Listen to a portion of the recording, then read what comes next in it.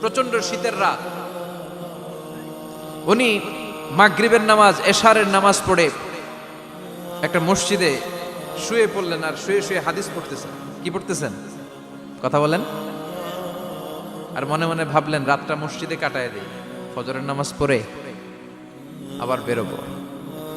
কিন্তু দারোয়ান এসে বলে মসজিদে থাকতে পারবেন না, ওঠেন। দারোয়ান আছে না, কথা কন। আহমদ ইবনে হাম্বল বললেন, আমি শুধু রাতটা থাকতে চাই, আমি তো ফজরেরও মুসল্লি, ফজর নামাজ পড়বো তো এই মসজিদে, আমার থাকতে দাও। দারোয়ান তো দেয় না, কেনা মসজিদে থাকার জায়গা না, যান মিয়া।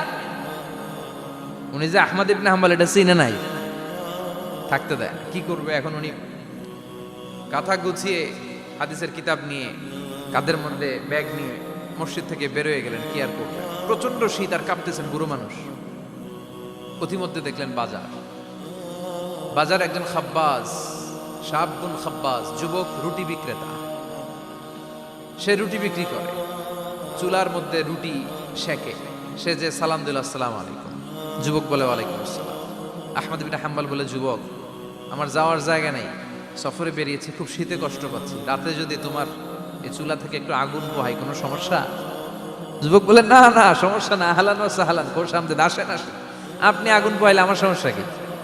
সুবহানাল্লাহ পড়েন।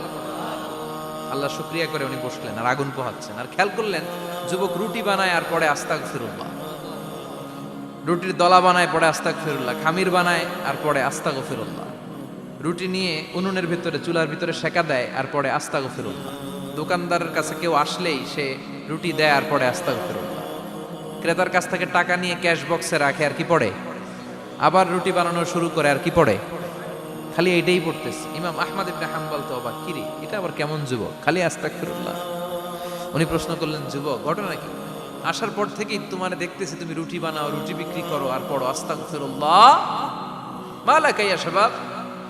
যুবক বলে, আস্তাগফিরুল্লাহ আমার সবচেয়ে বেশি পছন্দের আমল, আমি সব সময় আঠার মতো ইস্তেগফারের সাথে লেগে থাকি আর সব সময় পড়তে থাকি আস্তাগফিরুল্লাহ, আর এর বদৌলতে আল্লাহ আমারে মুস্তাজাবুদ দাওয়া বানিয়ে দিয়েছে। আহমদ ইবনে হাম্বল তো অবাক, আনতা মুস্তাজাবুদ দাওয়া, তুমি মুস্তাজাবুদ দাওয়া, রুটিওয়ালা। আমি এত বছর হাদিস পড়াই, আমিও তো মুস্তাজাবুদ দাওয়া না, আর তুমি রুটি বেচো বাজারে, তুমি মুস্তাজাবুদ দাওয়া, তুমি দোয়া করলে সব কবুল হয়ে যায়। যুবক বলে, না আনা মুস্তাজাবুদ দাওয়া, আমি আমার জীবনে যত দোয়া করেছি কবুল করে নিয়েছে কে? সব দোয়া কবুল করে নিয়েছে আল্লাহ, একটা দোয়া ছাড়া। কয়টা? আহমদ ইবনে হাম্বলের কৌতূহল, কিউরিসিটি আরো বেড়ে গেল। কি? সব দোয়া কবুল হয়েছে, একটা দোয়া ছাড়া। মাযালিকা দোয়া ইয়া শাব, কি সেই দোয়া? যুবক এবার বলতে শুরু করলো, আমার জীবনে যে দোয়াটা আল্লাহ কবুল করে নাই সেটা হচ্ছে আমি আল্লাহর কাছে অনেক চেয়েছি, অনেক দোয়া করেছি যে আল্লাহ, শুনেছি এই জামানার সবচেয়ে বড় মুহাদ্দিস, তার নাম নাকি ইমাম আহমদ ইবনে হাম্বল। আল্লাহ তোমার কাছে আমার চাওয়া, আমি যেন এই ইমাম আহমদ ইবনে হাম্বলের দেখে মরতে পারি, আমি যেন ইমাম আহমদ ইবনে হাম্বলের হাতে হাত রেখে মুসাফা করতে পারি আর তার কপালে একটা চুমু এঁকে দিতে পারি। আহমদ ইবনে হাম্বল আবেগপ্রবণ হয়ে গেলেন, চোখের পানি ছেড়ে দিলেন, বললেন, যুবক তোমার এই দোয়াটাও কবুল হয়ে গিয়েছে। আহমদ ইবনে হাম্বলের দেখা সাক্ষাৎ পাওয়ার জন্য আহমদ ইবনে হাম্বলের বাড়িতে তোমার যাওয়ার দরকার নাই, আহমদ ইবনে হাম্বল তোমার দরবারে ছুটে এসেছে। আনা আহমদ ইবনে হাম্বল মুহাদ্দিসুদ দাহর, আমি নিজেই আহমদ ইবনে হাম্বল। যুবক চোখের পানি ছেড়ে দেয়, আহমদ ইবনে হাম্বল চোখের পানি ছেড়ে দেয়। যুবক চিৎকার মেরে ইমাম আহমদ ইবনে হাম্বলকে জড়িয়ে ধরে, হাতে হাত রেখে মুসাফা করে, কপালের মধ্যে চুমু খায় আর আল্লাহর শুকরিয়া করে বলে, ও ইমাম, আসলে এই দোয়াটাও আল্লাহ আজকে কবুল করে নিল। বিশ্বাস হয়? সবসময় ইস্তেগফার করলে আপনার দোয়াগুলোর এইভাবে কবুল করে নিবে কে? এই পাঁচটা জিনিস পাবেন সবসময় যদি ইস্তেগফারের সাথে লেগে থাকেন। রাজি আছেন তো? এজন্য বিশ্বনবী সব সময় নামাজে সালাম ফিরানোর পরে পড়তেন আস্তাগফিরুল্লাহ। কি পড়তেন? 3 বার পড়তেন আস্তাগফিরুল্লাহ, আস্তাগফিরুল্লাহ, আস্তাগফিরুল্লাহ। পড়তে রাজি আছেন? ইস্তেগফারের অনেকগুলো আলফাজ আছে, সবচেয়ে ছোট ইস্তেগফার হচ্ছে এটা, আস্তাগফিরুল্লাহ, আস্তাগফিরুল্লাহ। আরো আছে, আস্তাগফিরুল্লাহ আল্লাযী লা ইলাহা ইল্লা হুয়াল হাইয়ুল কাইয়্যুম আতুবু ইলাইহি। বিশ্বনবী বলেন, এই ইস্তেগফারটা যদি কেউ পড়ে আত-তাওয়াল্লি মিন ইয়াউমিজ যাহাফ, যুদ্ধের ময়দান থেকে পালিয়ে আসা কবিরা গুনাহ। কি গুনাহ? কাফেরদের সাথে যুদ্ধ, আমি তাগড়া যুবক, তলোয়ার নিয়ে নেমেছি, আমার দেহের এক ফোঁটা রক্ত থাকা পর্যন্ত আমি যুদ্ধ চালিয়ে যাব, আমি ফিরে আসতে পারবো না, আইনটা কার? ফিরে আসলে কবিরা গুনাহ।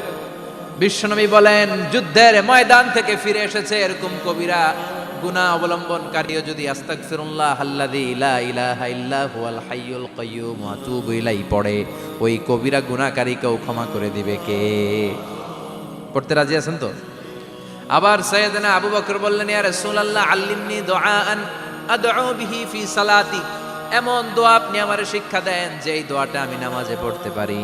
বিশ্বনবী বললেন, পড়ো আল্লাহুম্মা ইন্নী যালামতু নাফসি যুলমান কাসীরান ওয়া লা ইয়াগফিরুয যুনুবা ইল্লা আনতা ফাগফিরলি মাগফিরাতাম মিন ইনদিক ইন্নাকা আনতাল গফুরুর রহিম। সুবহানাল্লাহ পড়েন। এটাও ইস্তেগফার। আমরা এটার বলি দোয়া মাসুরা, সালাম ফেরানোর আগে পড়ি না? যেখানেই ক্ষমা চাওয়ার কথা আছে ওইটারই কি বলে? ইস্তেগফার। আল্লাহুম্মা ইন্নী যালামতু নাফসি, আল্লাহ জুলুম করেছি, যুলমান কাসীরা, অনেক জুলুম, ওয়ালা ইয়াগফিরুয যুনুবা ইল্লা আনতা, তুমি ছাড়া এই গুনাহ ক্ষমা করার তো কেউ নাই।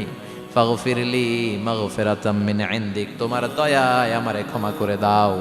ইন্নাকা আনতাল গফুরুর রহিম, তুমি হলা ক্ষমাশীল। ঠিক কি না? এটাও ইস্তেগফার, এটাও পড়বে। আর এই সব ইস্তেগফারের শ্রেষ্ঠ ইস্তেগফারের নাম সাইয়্যিদুল ইস্তেগফার। যত ইস্তেগফার হতে পারে এর মধ্যে সবচেয়ে শ্রেষ্ঠতম ইস্তেগফার নাম কি? কথা কন। বুখারীর বর্ণনা, শাদ্দাদ ইবনে আউস রাদিয়াল্লাহু তাআলা আনহু বর্ণনা করেন, এই সাইয়্যিদুল ইস্তেগফার দিনের বেলা যে পড়বে ওই দিনে মারা গেলে সে জান্নাতি। এই সাইয়্যিদুল ইস্তেগফার রাতের বেলা যে পড়বে ওই রাতে যদি ইন্তেকাল হয় ওই লোকটা জান্নাতি। মুখস্থ আছে না? কার কার মুখস্থ হাত তুলেন। মাশাআল্লাহ, তাবারাকাল্লাহ, মাশাআল্লাহ, মাশাআল্লাহ।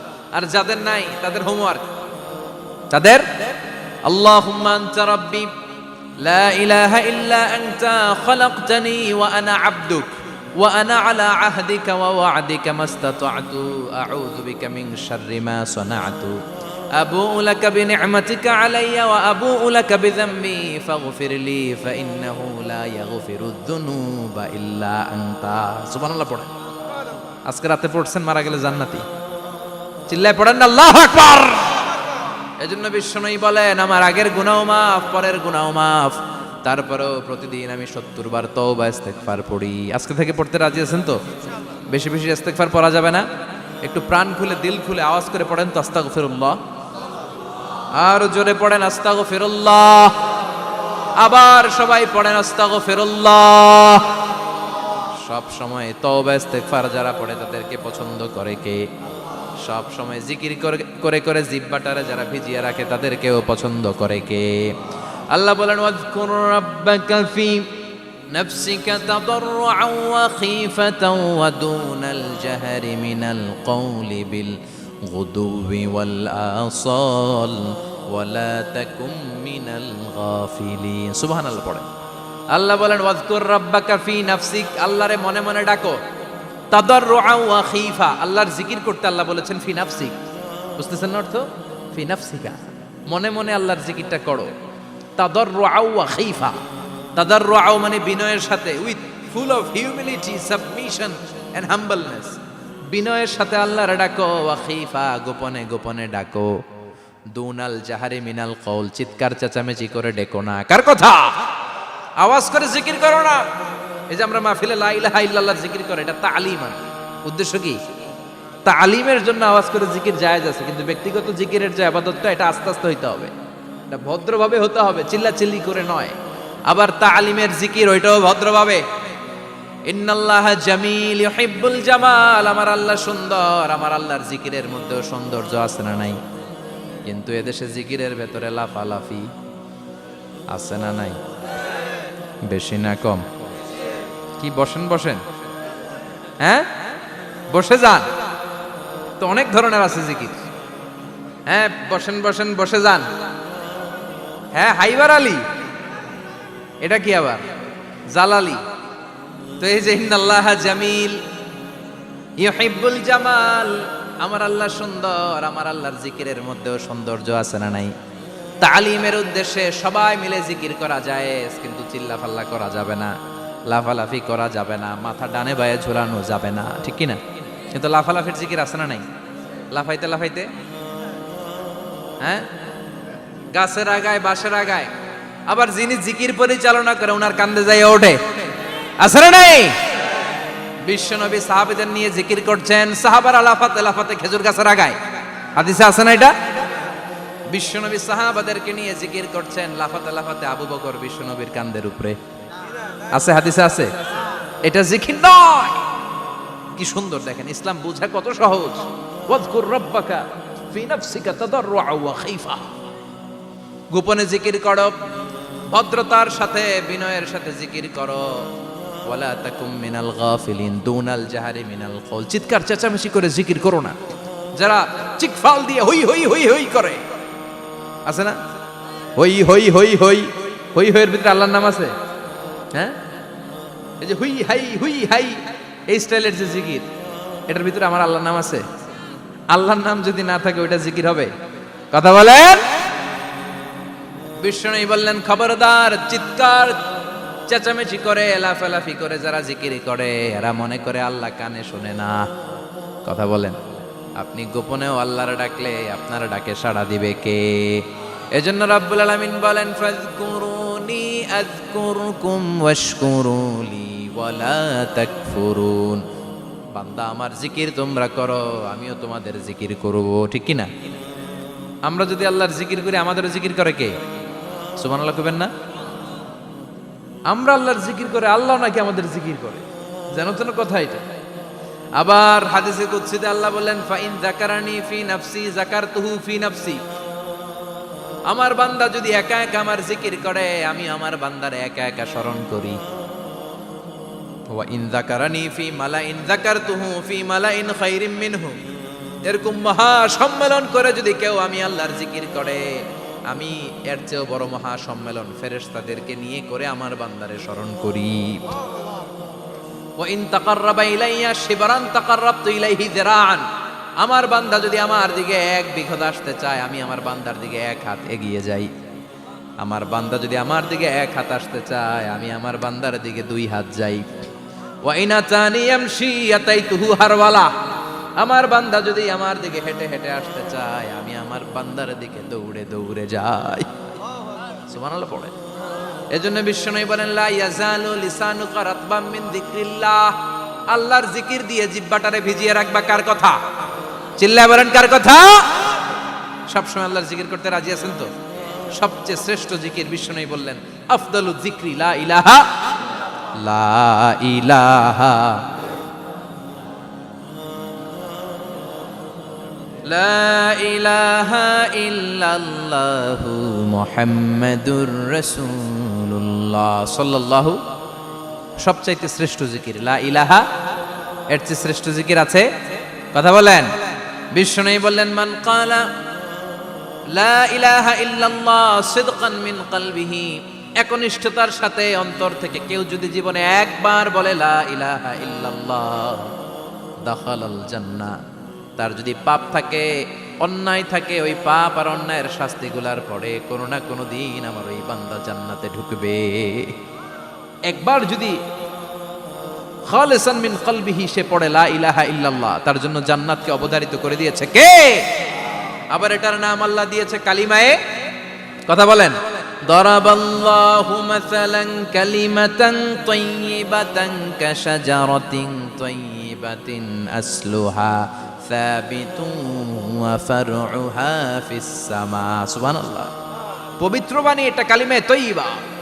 আবু সাঈদ আল খুদরি থেকে বর্ণিত, মুস্তাদরাকে হাকিম আর সহিহ ইবনে হিব্বানে এসেছে। বিশ্বনবী বলেন, মুসা আলাইহিস সালাম আল্লাহর একবার প্রশ্ন করলেন, ইয়া রাব আল্লিমনি দুআআন আদউ বিহি। আপনি আমার এমন একটা জিকির শিক্ষা দেন যে জিকির দিয়ে আমি শুধু আপনার জিকির করব, কেউ এই জিকির করতে পারবে না। এই জিকির জানবো শুধু আমি, আর জানবেন।